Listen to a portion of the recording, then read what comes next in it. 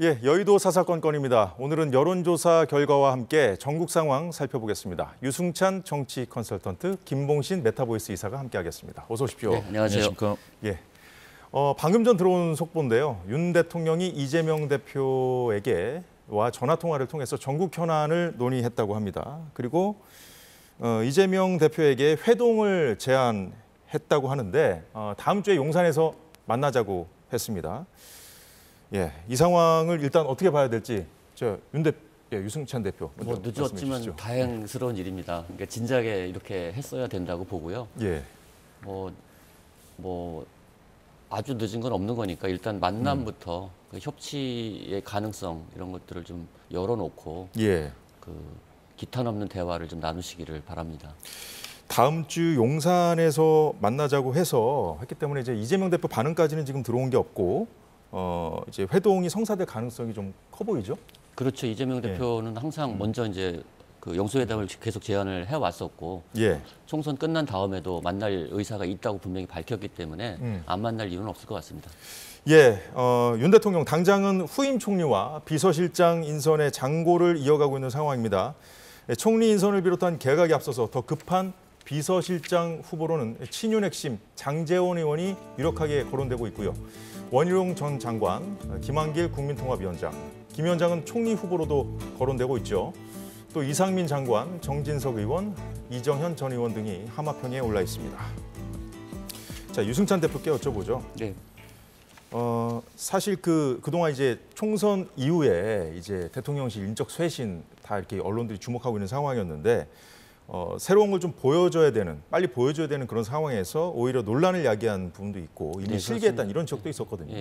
그래서 지금 일단 대통령 그 국무회의 모두 발언이 이제 약간 총선 이후 전국을 움직이는 변곡점이 좀 됐거든요. 그때 이제 많은 국민들이 어떤 진정한 반성과 사과 그리고 국정기조 전환에 대한 의지 이런 것들을 이제 바라셨는데 미흡했다. 다만 내용이. 그것이 이제 이후 여론에도 좀 반영이 되고 그러지 않았습니까? 그래서 이제 그 국정기조 쇄신을 보여줄 수 있는 건 여러 가지가 있는데 가령 일단 저는 기자들도 만나고 야당도 만나고 이게 소통하려는 노력들을 굉장히 많이 하셔야 될 것 같다. 이제 의견을 좀 들어야 되잖아요. 그리고 다른 의견들을 좀 청취하려는 노력들을 많이 하셔야 그 변화가 좀 체감될 것이다. 그리고 또 하나가 이제 인사 아니겠습니까? 가장 중요한 게 이제 비서실장하고 국무총리잖아요. 비서실장 인선은 저는 어쨌든 비서실장은 대통령과 좀 합이 맞아야 되지 않겠습니까? 그렇죠. 근데 국무총리는 오히려 더 크게 이제 협치를 가능하게 하는 이 두 가지가 좀 다른 성격인 것 같아요. 그래서 비서실장 먼저 임명하는 게 저는 맞는 것 같고 총리는 어차피 그 국회 인준 절차를 거쳐야 되기 때문에 야당과 총리 문제는 충분히 협의하면서 인선을 하는 게 바람직해 보인다 이렇게 생각이 듭니다. 사실 박영선, 양정철 카드가 거론되면서 또 논란이 커진 부분도 있는데 이재명 대표를 이제 다음 주에 만나게 되면 그 자리에서 또 인선 관련해서 논의도 있을 수 있겠죠? 그러니까 이제 바둑도 그렇지만 이게 수순이 중요한데 그러니까 이제 야당 인사를 총리로 기용하기 위해서는 야당과 먼저 협의하는 게 순서죠. 그러니까 이게 약간 이제 이게 언론이 좀 앞질러 간 건지 모르겠지만 누군가 어쨌든 의도적으로 흘렸는지 알 수가 없죠. 너무 이제 혼선으로 비춰졌기 때문에 그것이 약간 대통령실은 부정하고 그러면서 약간 비선이 작동하는 게 아니냐 이런 이제 의혹을 좀 키운 측면이 있잖아요. 근데 이제 다행히 이재명 대표를 만나기로 했으니까 그런 이제 총리 문제나 국정 전반에 대해서 협치에 관련된 좀 구체적인 얘기, 실질적인 얘기가 좀 오갔으면 좋겠습니다. 대통령실 인선 관련 상황이 이슈가 될 수밖에 없는 건 인적 개편이 총선 후에 쇄신의 상징으로 여겨지기 때문인데 대통령 지지율은 총선 이후에 크게 떨어진 모습을 보였습니다. 한국갤럽이 지난 16일부터 18일까지 전국 성인 1000명을 대상으로 조사한 결과 윤 대통령이 잘하고 있다는 응답은 23%, 잘 못하고 있다 68%였습니다. 총선 전에 한 직전 조사 대비 긍정평가가 11%포인트나 하락했고요. 부정평가는 10%포인트 상승했습니다. 오늘 나온 윤 대통령의 지지율은 현 정부 출범 이후 최저치로 떨어진 것인데요. 이 조사의 오차 범위는 95% 신뢰 수준에서 플러스 마이너스 3.1%포인트입니다. 무선 전화 조사원 인터뷰 방식으로 진행했습니다. 자, 김봉신 이사님. 예. 대통령 지지율 나올 때마다 긍정평가 요인, 부정평가 요인 다 나오지 않습니까? 보면서 좀 설명을 해주시면 좋겠는데요. 예. 예. 긍정평가 요인, 부정평가 요인이 있을 텐데요. 지금 보시면은 일단은 부정평가 크게 높아졌고 긍정평가도 11%포인트면 굉장히 큰 폭 하락입니다. 그런데 여기서 이제 긍정평가 이후에서는 이제 의대 정원 확대가 13%, 그러니까 9%포인트가 낮아졌고요. 외교 같은 경우에 5%포인트 많아서 13이 됐는데요. 이렇게 되면 의대 정원 확대가 이게 꽤 높은 비율로 나타나다가 지금 같은 경우에는 이제 10% 초반대입니다. 그런데 이제 화면에서 보실 때에 그 다음에 이제 654 해서 경제 민생, 주간 소신, 결단력, 추진력, 뚝심 이런 것들이 나오는데 저 밑에 잘 모르겠다가 24입니다. 그러니까 긍정하시는 분들 중에서 한 4분 중에 1분 정도는 이유를 잘 모르겠다라고 이제 밝히지 않으시는 거죠. 거기에 이제 비하면 이제 부정평가 이유 중에서 소통 미흡이 10%포인트 많아서 17이 됐습니다. 경제 민생 물가가 이제 18인데요. 이렇게 보면 소통이 미흡하다, 독단적이고 일방적이다. 이것도 이제 10 정도 나오고요.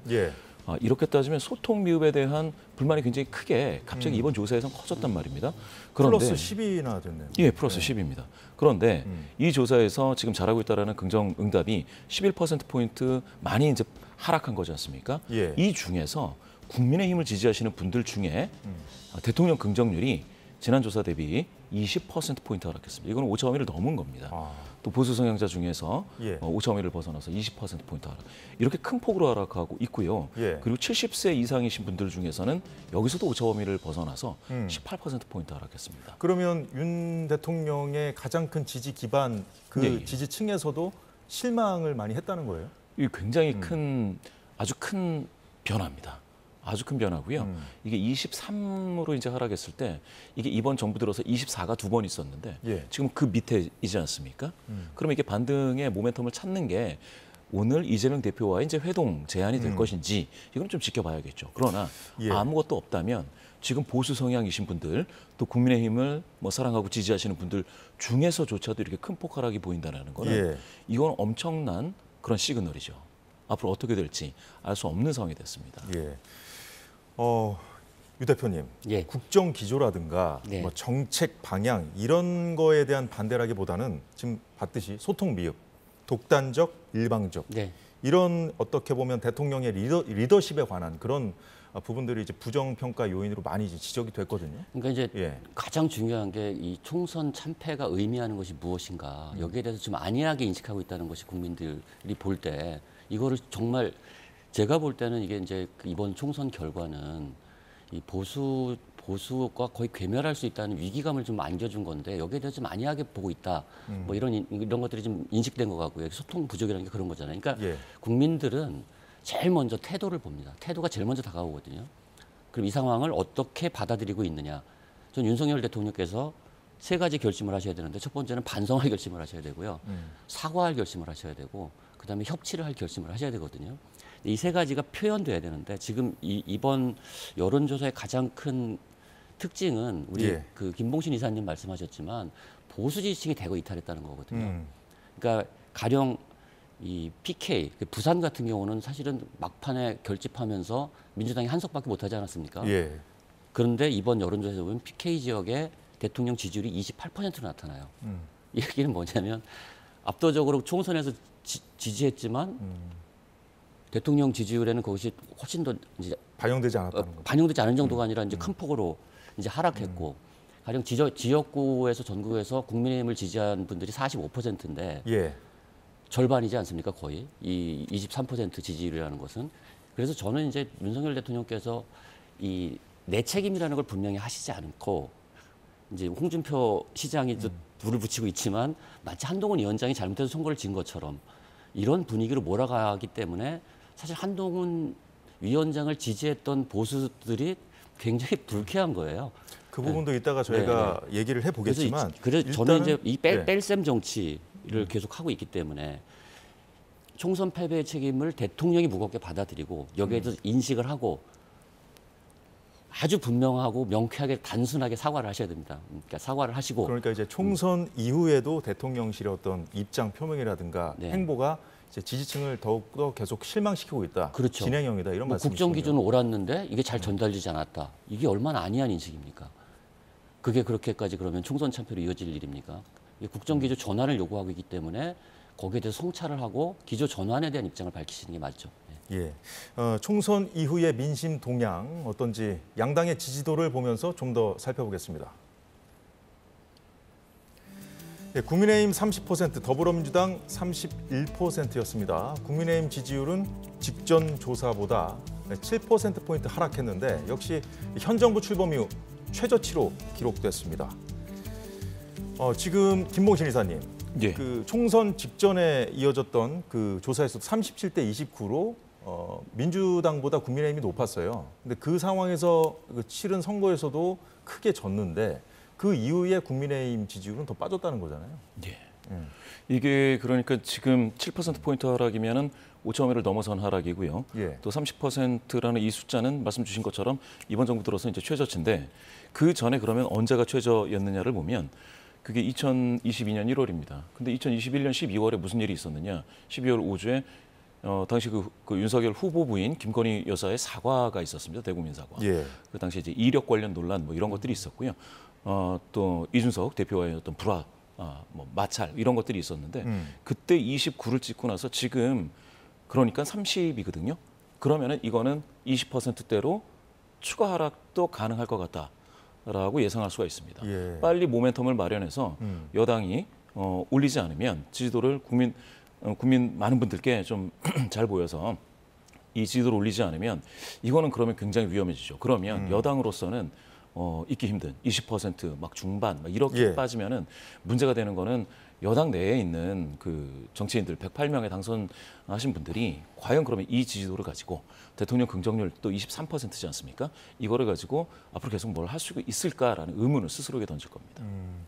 자, 유 대표님, 예. 지금 당 지지율도 동반 하락했어요. 예. 큰 폭으로 떨어졌습니다. 어떻게 보세요? 그러니까 당연하죠. 선거를 졌기 때문에 이게 제가 볼 때는 덜 떨어졌어요. 이제 더 떨어질 걸로 봤는데, 그러니까 선거를 참패하고 나면 원래 지지율이 폭락하거든요. 근데 이제 30% 어쨌든 선은 유지했다. 뭐 이렇게 보여지고 여기서 이제 우리가 이제 착시 효과가 좀 있는데 민주당 지지율이 31%잖아요. 예. 근데 조국 혁신당 지지율이 14%예요. 이렇게 대비를 해놓으면 그냥 그 사실 같은 맥락으로 보면 45대 30 이 정도 차이니까 한 15%포인트 차이가 나는 거잖아요. 야권 전체를 그렇죠. 합치면 더 야권에, 높다는 거죠. 그러니까 지금 뭐 국민의힘도 사실 대비상 상황인 것이고 그래서 이제 지금 국민의힘도 이제 지도체제 논의가 시작이 됐지 않습니까? 예. 예. 근데 지금 보면 국민의힘 상황을 보면 선거 패배의 책임이 누구냐 예. 좀 공방이 벌어지고 있는 상황이고 예. 이 책임에 대한 생각이 다르다 보니까 예. 앞으로 당의 모습을 어떻게 바꿀 거냐. 그 수도권 중심의 중진들 내지는 수도권에 이제 출마했다 낙선한 사람들까지 다 합쳐서 이제 수도권 쪽하고 이 친윤과 영남 쪽이 또 이렇게 좀 갈라져서 좀 약간 내분 양상 이런 예. 식으로 비춰지니까 이런 상황들도 좀 이런 지지율에 뭐, 영향을 미쳤을까요? 그럴 건데 내분이나 뭐 이제 시끄러운 거는 좀 불가피한 것 같아요. 선거가 지금은. 지면 뭐 당연히 그리고 일어날 총선 수 있는 참패 일인데. 원인을 둘러싸고 뭐 이제 친윤 비윤이 생각이 좀 다르잖아요. 예. 그러니까 거기에 대해서는 뭐 충분히 논쟁을 할 필요가 있고 생각이 다른 것들을 펼쳐놓고 논쟁을 할 필요는 있는 것 같아요. 그러니까 그것들이 이제 어떤 방식으로 정리될 것이냐가 이후 당 지지율에는 영향을 많이 미치겠죠. 일단 불가피하게 내홍이 있을 것이고 지도체제 구축 과정까지는 감수해야 될 문제다. 그러니까 지지율이 좀 빠지는 것은 뭐 그건 불가피하다고 봅니다. 당내에서는 일단 선거 패배 책임이 용산에 있다고 보는 시각이 많은 상황이죠. 네. 자, 이런 가운데 홍준표 시장이 한동훈 전 위원장을 연일 원색적으로 비난하고 있지 않습니까? 그런데 그 와중에 홍 시장이 윤 대통령을 만나고 인사 추천까지 했다는 것을 이제 공개를 했고 대통령을 만나고 난 뒤에도 한동훈 위원장을 또 비판하고 있는 그런 상황인데 이런 상황들 아까 말씀하셨다시피 보수 분열 내지는 그 당의 어떤 지지율과 관련된 그런 어떤 여론 이런 거에 좀 영향을 주고 있다고 보십니까? 굉장히 영향이 크죠. 그러니까 저는 이제 홍준표 시장이 느닷없이 선거 끝나자마자 저는 이제 이 일종의 그 대통령 책임론을 무력화하는 행보에 나선 거라고 보거든요. 그러니까 한동훈 전 위원장이 뭐 말아먹었다고 한동훈 위원장을 거의 원색적으로 비난을 하고 있잖아요. 이거는 정말 그래도 여당의 책임 있는 정치인으로서는 좀 언어가 좀 너무 과격하고요. 예. 그렇게 몰아붙일 일은 아니다. 되게 냉정하게 그 선거 평가를 해야 그 다음 준비를 할 수가 있는 거잖아요. 근데 이거를 뭐 한동훈 위원장 때문에 졌다 이렇게 해버리면 한동훈 위원장은 지금 사퇴하고 나가버렸는데 그러면 대통령도 당도 반성하거나 혁신할 게 없다는 얘기가 되지 않습니까? 다 같이 책임지고 반성해야 될 문제 아닌가요? 그렇죠. 책임지고 반성해야 될 문제이고 그리고 홍준표 시장의 저런 갈라치기, 이른바 뺄셈 정치 이것이 사실은 국민의힘이 총선에서 참패하게 된 가장 큰 원인 중에 하나거든요. 그러니까 이준석 뺄셈 정치했죠. 유승민 뺄셈 정치했죠. 이번엔 이제 한동훈 뺄셈 정치를 하면 도대체 뭐가 남을 거냐. 여기에 대해서 좀 더 원숙한 그 태도를 갖는 게 맞지 않나. 그리고 이미 사퇴하고 나간 사람을 그렇게 다시 사실은 불러들이는 게 홍준표 시장이 일부러 불러들이는 것 같아요. 그래서 어쨌든 차기 대선 지지도도 계속 주목받고 있는 것도 자꾸 불러들이기 때문에 그런 거라고 봅니다. 홍준표 시장이 대선 때는 윤석열 대통령하고 이제 그 경선 경쟁자였어요. 그때도 윤석열 대통령을 지금 한동훈 전 비대위원장 공격하듯이 문재인의 앞잡이라고 공격한 적이 있거든요. 네, 맞습니다. 그리고 이게 이제 저는 이제 전략적으로 보면 그 윤석열 대통령을 지지하는 강력 보수 지지층들의 그 콘크리트 지지층들을 확보하겠다. 뭐 이런 거라고 좀 보여져요. 그러니까 지금 홍준표 시장의 행보가. 근데 그게 그렇게 잘 먹히겠습니까? 아직 대선까지 시간도 너무 많이 남아 있고요. 그래서 이제 당에서는 지금 당이 어려운 상황인데 당보다 자신을 위하는 거 아니냐 이런 비판도 지금 쏟아지고 있습니다.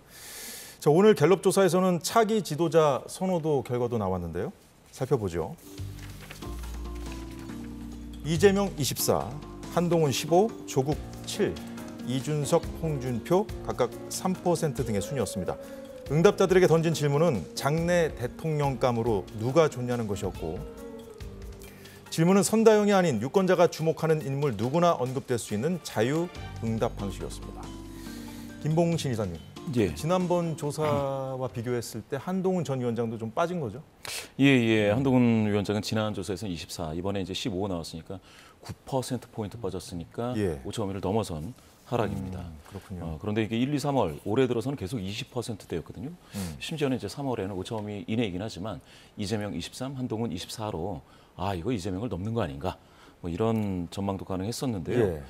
그런데 지금은 총선 끝나고는 이 정도 하락이면은 거의 글쎄요, 완전히 하락이고 아까 이제 말씀 주신 것 중에서 사실은 홍준표 시장의 어떤 날카로운 반응 뭐 이런 것들은 사실 지금에 있어서는 그러면은 여권에서는 여권 주자 중에서는 이게 이재명과 대응할 수 있는 대항마가 없습니다. 지금은 그런 측면에서 보면은 홍준표 시장 같은 경우에는 한동훈을 넘어서서 자신이 이제 차기 장래 지도자로 부각될 수 있게끔 하는 그런 발언이 되는 것 같습니다. 한 전 위원장 지지율이 좀 빠진 것, 이 선거 결과 때문일까요? 네, 선거 결과 때문이고 선거에서 졌기 때문에 뭐 지지율이 빠지는 건 당연한데 그래서 저는 뭐 그 상당히 견조하게 뭔가 버티고 있다 이런 생각이 듭니다. 그러니까 더 빠질 수도 있었는데 버티고 있고 또 상대적으로 이재명 대표 지지율은 그렇게 그러니까 선거를 대승을 이끌었는데 크게 오르지 않았다. 그러니까 이게 뭐 가령 30%를 넘거나 뭐 이렇게까지 오르지 않은 것 이것도 사실은 주목해 정체돼 있는 거죠 지금? 정체돼 있는데 이제 그 오를 수 있는 틈새를 조국 대표가 지금 가져가고 있다. 뭐 이런 양상. 아직까지는 7%로 이재명 대표의 3분의 1 수준에 불과하지만 그쵸. 세 번째로 높은 걸로 좀 등장했잖아요. 저게 이제 주관식인데도 저 정도 나오는 것이고 저게 이제 가령 두 자릿수를 넘는 순간 이제 야권은 이제 두 명의 대선 주자가 이제 경쟁하는 구도 뭐 이런 구도가 형성될 가능성도 저는 충분히 있어 보입니다. 자, 윤석열 대통령 앞서 전해드렸듯이 오늘 오후 3시 반에 이재명 대표와 전화 통화를 했다고 대통령실이 밝혔습니다. 윤 대통령 5분 동안 이뤄진 통화에서 먼저 이 대표의 당선을 축하한 뒤에 다음 주 형편이 된다면 용산에서 만나자고 제안했습니다. 일단 만나서 소통을 시작하고 앞으로 자주 만나서 식사도 하고 통화도 하면서 국정을 논의하자고 말했습니다. 자, 이재명 대표 반응이 궁금한데요. 초청에 감사의 뜻을 전하고 마음을 내주셔서 감사하다. 대통령 하시는 일에 도움이 돼야 한다고 말했다고 역시 대통령실이 밝혔습니다.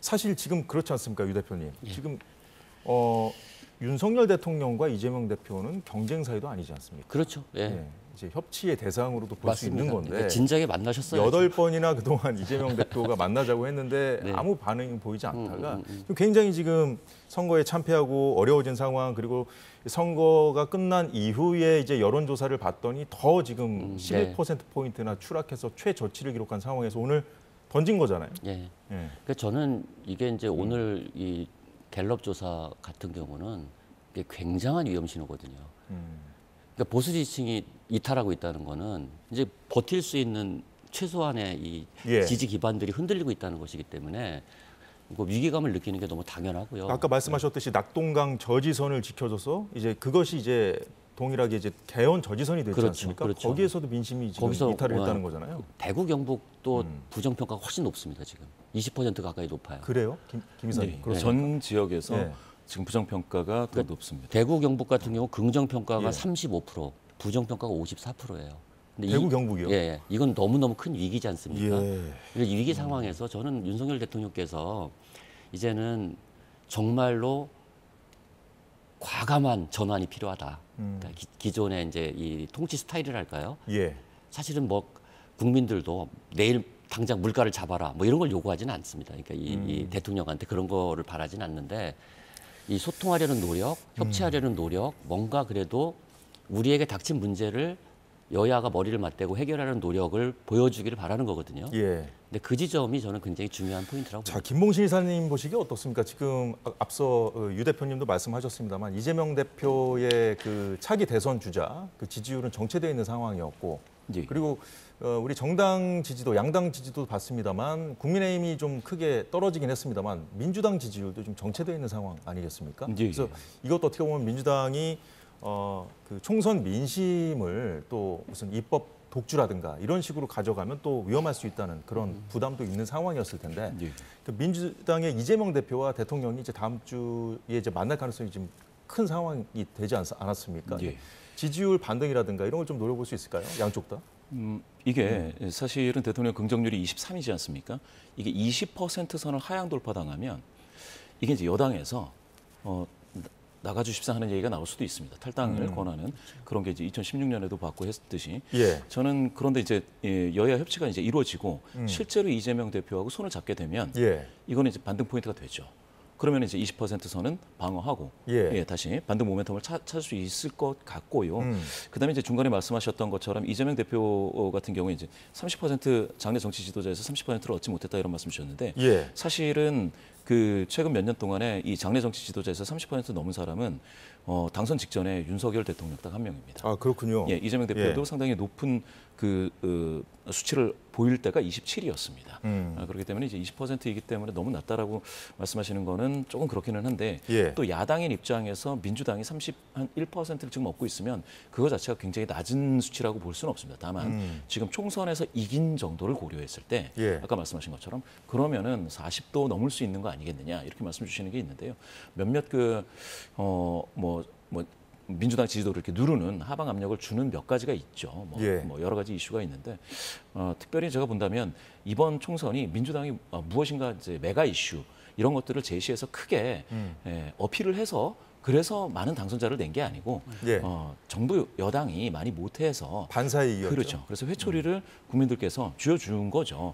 그러면 좀 통제를 좀 해봐라, 좀 예. 견제를 좀 해봐라 이런 이야기인데 그렇기 때문에 민주당 지지도가 급격하게 상승하기에는 쉽지 않을 것이다. 이렇게 좀 볼 수가 있겠고요. 예. 또 다른 측면에서 조국 혁신당의 등장도 하나의 부담일 수 있죠. 변수가 될 수가 있겠습니다. 그런 측면에서 민주당 이재명 대표는 오히려 조국 혁신당의 조국 대표라든지 이준석 대표에 비하면 온건파거나 합리파일 수도 있거든요. 지금 대통령실에서 보기에는 그럼 빨리 아이디어를 모아서 민생 문제를 해결을 하면 두 당 모두에게 나쁘지 않은 그런 효과가 있을 것입니다. 말씀하신 대로 지금 조국 혁신당하고 개혁신당이 또 선명성 경쟁하듯이 그렇죠. 또 윤 대통령을 또 이제 경쟁하듯 비판하고 있지 않습니까?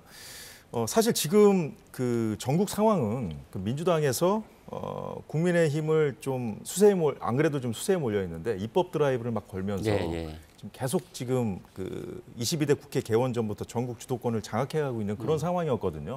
자, 이 상황에서 이재명 대표하고 이제 윤 대통령이 만난다면 어떤 얘기를 나눌 수 있을까요? 일단 첫 만남에서는 뭐 이제 앞으로 어떻게 소통할 것인지 뭐 이런 얘기들 좀 할 것 같고요. 저는 이제 민주당이 이제 지금 그 미뤄졌던 입법들을 지금 추진하고 있잖아요. 그러니까 이제 윤 대통령의 1호 거부권이 이제 양곡관리법이었거든요. 그게 이제 이번에 다시 이제 통과될 가능성이 많은데 저는 이 양곡관리법이 앞으로 전국 향방에 굉장히 중요한 분수령이 될 것 같아요. 저거는 이재명 대표의 1호 민생 법안이자 윤 대통령의 1호 거부권 법안이죠. 사실 윤 대통령이 진정으로 야당과의 소통 의지가 있다 하면 여기에 대해서 이제 거부권을 행사하지 말아야 되는데 그럼 그 논리를 어떻게 만들어낼 거냐 하는 문제고 거부권을 행사하게 되면 그거는 이제 협치의 노력은 다 깨질 겁니다. 다시 원래 상태로 돌아갈 텐데 그랬을 경우에 전국에는 굉장히 큰 변곡점이 올 것 같아요. 저는. 그러니까 만약에 이번에 민주당이 주도하는 이 법안에 대해서 대통령이 거부권을 행사하게 되면 그 야권에서는 이 강경파들의 목소리가 굉장히 커질 것이고 퇴진 운동이 시작될 가능성이 굉장히 높다. 저는 봅니다. 그래요. 지금 사실 민주당이 이렇게 여당을 향해서 세게 그 강공 드라이브를 거는 이유가 사실 강성 지지층의 어떤 여론 때문에 그렇다는 분석이 나오거든요. 김 이사님 어떻게 보세요? 그래서 저는 이제 이게 입법 독주라고는 하지만 뭐 민주당이 주도해서 입법을 추진한다라는 거는 맞는데 이게 그렇게 했을 때 민주당의 지지도가 하락할 것이다라고 예상하기가 쉽지가 않은 게요. 오히려 지금 이제 강성 지지자라고 말씀 주셨는데 그런 분들 중에서 그러니까 야당이 야당 역할을 왜 못하느냐라는 주장은 꽤 많이 나왔습니다. 그리고 지금 방금 말씀하신 그 거부권 행사라든지 이런 것에 대해서 국민 여론은 한 대략 보면 한 60에서 65 정도가 야당 쪽 입장 쪽으로 이렇게 좀 쏠림 현상이 일부 있었거든요. 그렇게 본다면 제가 봤을 때는 이렇게 민주당이 하는 것도 이해는 되죠. 그걸 못하면 그러면 아니 또 이렇게 175석을 국민들께서 만들어 주셨는데 그럼 너희들 이것도 안 할 거냐? 그럼 니들은 뭐 밥그릇만 찾는 거냐? 그런 관점도 있다는 말씀이시죠? 물론 있습니다. 그래서 제가 생각하기에는 한 번 만나지 마시고 로우키로 여러 번, 하이키로 만나지 마시고 여러 번 만나시면서 차근차근 해결을 하셔서 하나라도 성과를 두 지도자가 만나서 좀 하나라도 먼저 내는 게 중요하다. 이렇게 봅니다. 잘 들었습니다. 민주당 상황 살펴보겠습니다. 이재명 대표, 당대표 한 번 더 해야 한다. 이 연임론이 부상하고 있는 상황에서 이 대표의 사법 리스크 관련 이슈도 부상하고 있습니다. 이화영 전 부지사의 검찰 술자리 회유 주장인데 검찰은 사실 무근이라고 반박하고 있습니다. 우선 술자리가 있었다는 날짜에 대한 이 전 부지사의 말이 바뀌고 있는데요. 지난해 6월 중순경이라고 했다가 6월 30일 즈음이라고 했다가 가장 최근 주장은 7월 3일입니다. 시간은 오후 5시 이후라고 했는데 검찰의 반박 자료를 보면 이 전 부지사가 이 즈음에 교도소와 검찰청을 오간 7월 3일, 6월 28일, 7월 5일 모두 오후 5시 즈음에는 검사실을 떠나서 구치소로 간 거로 나옵니다. 장소에 대해서도 당초 창고라고 했다가 영상 녹화실이라고 이 전 부지사가 말을 바꾸자 검찰은 기본적인 장소마저 제대로 지목하지 못해 신빙성이 없다며 허위 주장을 거듭할 경우 강력한 법적 조치를 취하겠다고 밝혔습니다. 자, 유 대표님. 사실 그 이재명 대표의 가장 큰 걸림돌은 여전히 사법 리스크잖아요. 그래서 대통령하고 이제 총선 끝나자마자 만나고 했을 때 결국 또 이 사법 리스크 관련된 얘기도 좀 하고 싶어서 그런 거 아니야? 이런 관측이 나왔었는데 그 얘기를 뭐 처음부터 하진 않을 것 같고요. 일단 분위기가 좀 이제 과거와는 좀 다르게 예를 들어서 이제 대통령이 계속 이재명 대표하고의 만남을 거부했을 때 어떻게 피의자 신분인 사람과 만나느냐 이런 얘기들이 여당에서 계속 흘러나왔었잖아요. 이 부분도 좀 분위기가 바뀔 수 있다고 보시는 거예요? 그럼요. 그러니까 그리고 그거는 뭐 이제 국민의 선택을 받은 정치인 혹은 이제 야당 대표를 피의자냐 아니냐 뭐 이렇게 구분하는 것 자체가 저는 문제가 있다고 생각하고요. 그리고 오랫동안 검찰 생활 하신 분들이잖아요. 사실 무죄 추정의 원칙이라는 걸 누구도 잘 알고 있을 것이고 사법부에서 최종 판결이 나기 전까지는 그 파트너로 국정 파트너로 인정을 해야 되는 것이 너무 당연하고요.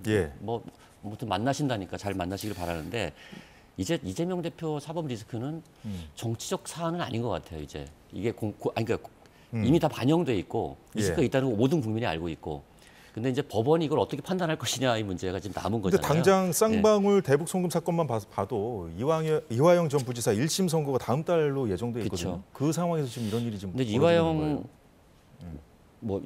전 부지사인가요? 전 부지사. 저는 이거는 참 사실관계가 필요한 문제라서 제가 여기다 정치적 상상력을 덧붙이고 싶지는 않아요. 이게 왜냐하면 이게 너무 민감한 얘기잖아요. 이게 만약에 사실이라면 매우 심각한 사법농단이고 이게 사실이 아니라면 또 이것도 심각한 사법 유린이거든요. 이거는 이게 그러니까 이 두 가지가 다 이 사실과 사실 아니냐에 따라서 엄청난 파장이 있을 것이 이 전망이 되고요.